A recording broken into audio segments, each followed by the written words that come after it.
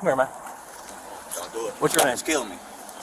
Dude, show me your fucking hands right now. Me, bro. Pull your fucking hand out of your. I swear to God, pull your. Shots fired. Shots fired. Finish in a second. Medic, Don't fucking move. don't move. Alright, suspect down. All you guys are okay. Don't move. He's got 33 right there. 33 in his hands. No, it's a walkie-talkie, but there's 33s right here. Don't you move or you're gonna get shot. Okay? All right. Got it. Yep. That's him. Somebody get out. Somebody get on the main air. Get us a medic. I'm working on it. All right, on your belly. All right. I got cuffs. There you go. Thank you, brother. We'll get you help, okay?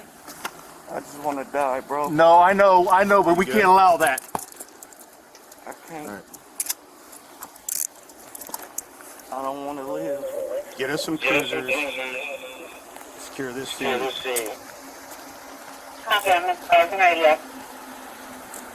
All right. Who fired? Him in the car. He did too. All right. You did? I did not. Okay. He did. Okay. You good? All right. You good? All right. I know. All right. Listen to me. Listen to me. I got to roll you off. I got to get you up on your side, okay? I got to get you up on your side. I got you. All right. Where do you hit at, bro? I don't know. All in my leg. All in your leg. He's all hit right here. I know. He's hitting his arm once. Oh my God. You need a medic here now. Where's your I know. They're coming, okay? We got him. He's hit once in the arm. All right. He's hitting the side here. Yep, you're hitting the side. Okay. You're going to be fine. Hey, look. You know what's good about this? What? Sit up, okay? You're gonna be fine. I can't move my leg. I know. Okay. I know. I think they're broke. Where do you guys need us? There you go. How's that? They broke. Okay. I can't get up. Okay. We're gonna leave you sit here like this. Take a deep breath. Copy that. Do me a favor. Take a deep breath for me, okay? Hey, move your your car. Block that road. You're on shell cases. Get that road blocked. We can't let you down. Okay, you've got to stay up. I'll hold you up. All right. You just relax. Lean back into me. There you go. You're gonna be fine. Listen. Hey, nothing's ever that bad. All right. It is. Okay. Well.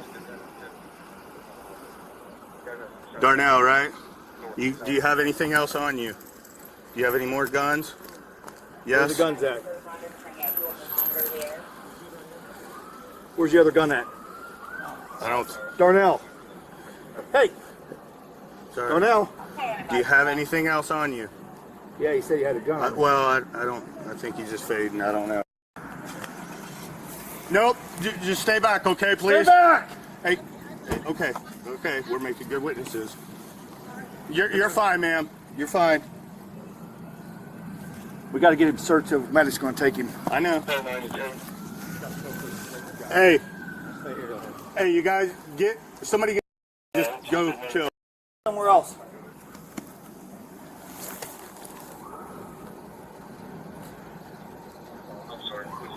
Hey, have that cruiser start getting scene tape.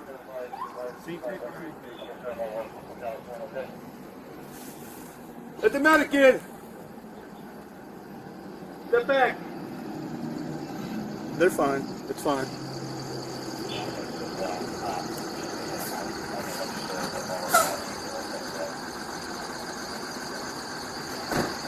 Yeah, we need a cart. We need a cart. Cart.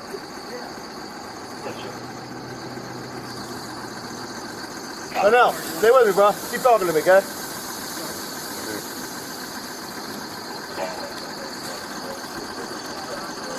Dave, 511. If anyone is listening at home, officer support. Sit here, legs, arms.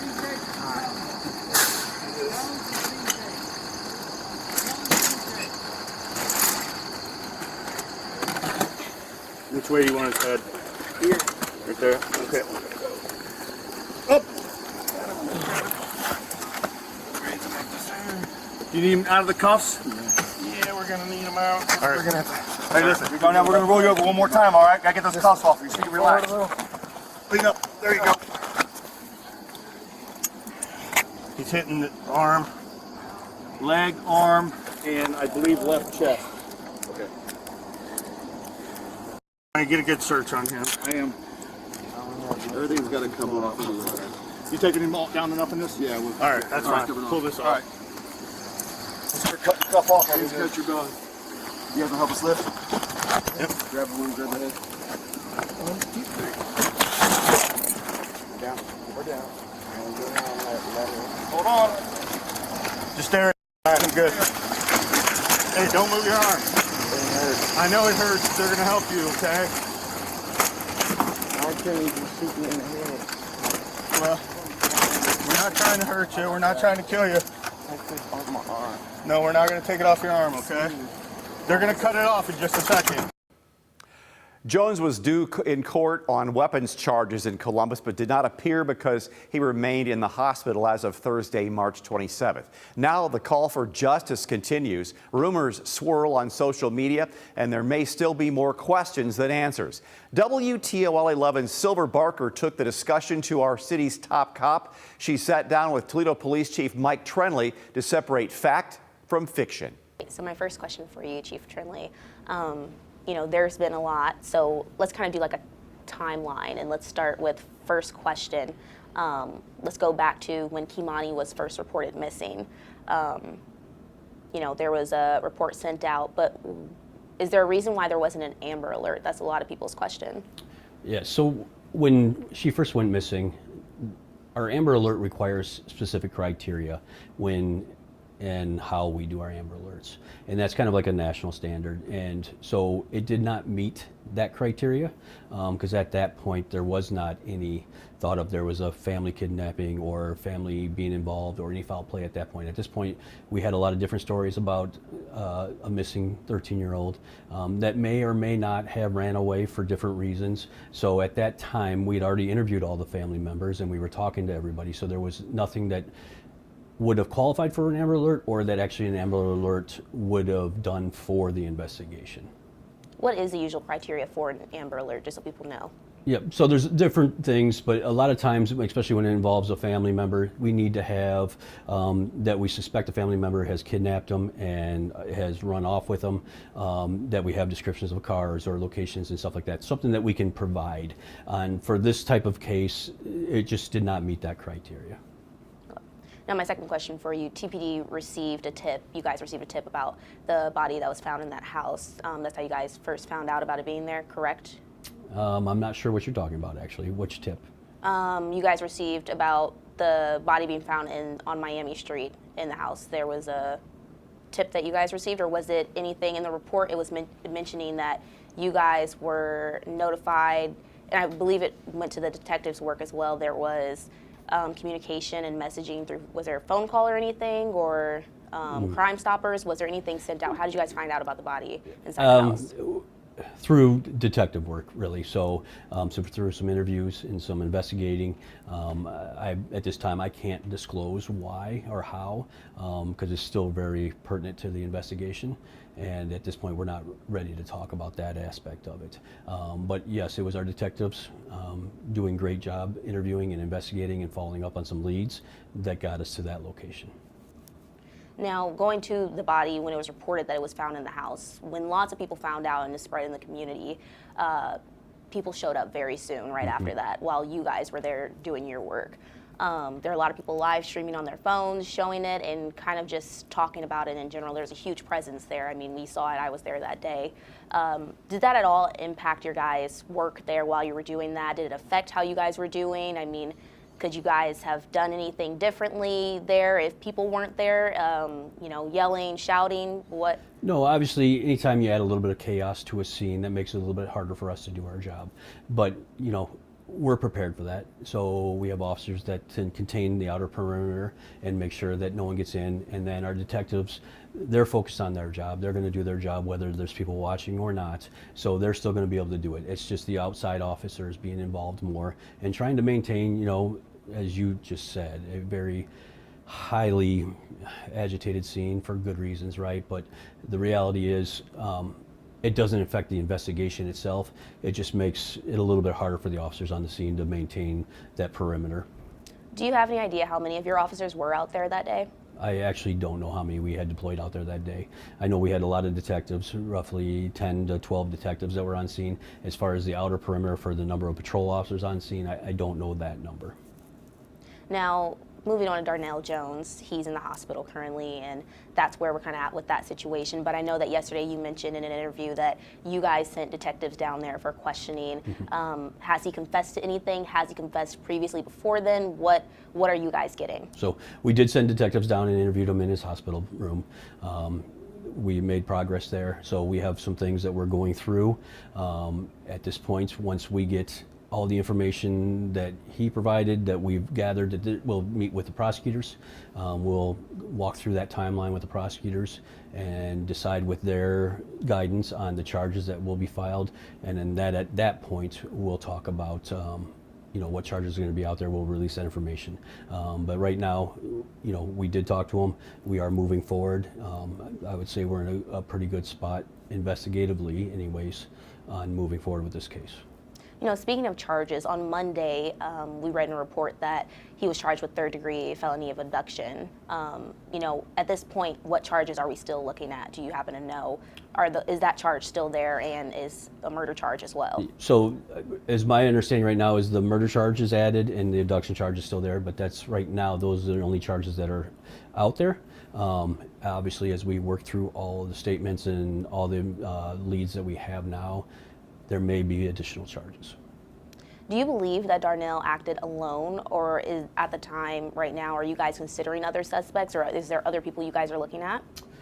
We're always looking at the chance that there might be multiple people involved. I don't necessarily believe that or disbelieve that that's the case right now, but that is something that we will continue to run down through the investigations. There are statements that always conflict each other, and there's always kinds of things that need to be tied up in an investigation, and that's the phase we're in right now. So right now, we only have one person charged. I know why you guys can't say what he told detectives yet. There was a lot of talk earlier about his statements not matching, which was said in a police report. There were a lot of inconsistent statements and stuff.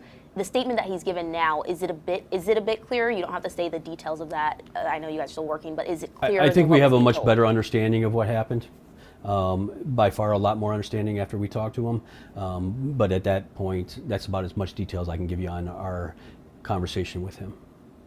Do you think that, hearing from the community, this is a case we've seen the social media very, very present with a lot of comments and sometimes some speculation and misinterpretation, misinformation, a lot of that being spread out there in social media, people saying he was found before he was even found, Do you guys wish maybe you would have communicated a little earlier about this case, or do you guys wish you would have had a press conference or something? So there was nothing that we could have done in a press conference. We did a press release or a news release from the department, and our detective bureau did as well. And then our detective, our lieutenant in charge of the investigations, was on scene that day and actually gave an interview that day. There's nothing else that we could have done in a press conference. We gave out that information. We waited on the press release from the coroner. Those are different things that we do that give out details. A lot of times, up until, he was arrested, there wasn't a lot of information we could put out. And so at that point, a press conference is not really going to accomplish anything. We were giving out as much information as we could. Social media is going to be social media, and people are always going to speculate and run with their own theories. And unfortunately, we can't control that. But the reality is, most things you read on social media, especially early, probably aren't even true. Speaking of that in social media, is there any rumors right now regarding this case that you want to dispel right now that you can think of, like, hey, this is the fact? I can't think of anything out there on social media right now. I try to avoid it as much as I can. So I don't have anything really right now that I would say, hey, stop listening to that because it's not true. And really, it's probably too early for us to even address some of those issues.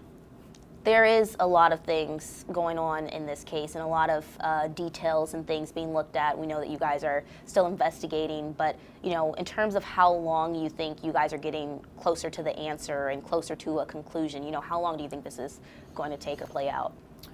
Unfortunately, that's very hard to speculate. There is a lot involved in this case. Obviously, we're talking about 2 different cities being involved. We're talking about, we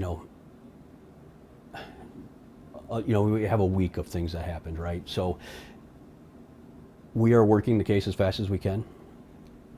As I said before, I think we're in a really good place investigatively, and I think as soon as we can button everything up and run down every lead, the last thing we want to do is be premature in our charges or premature in saying, this is the only suspect we have, we're good. We don't like to do that. We like to make sure we investigate everything out there, so when we do take this to trial, there is no room for doubt. Speaking of that, you guys are reactionary, right? I mean, when there's trouble in the city, you guys are the ones called and you guys come in.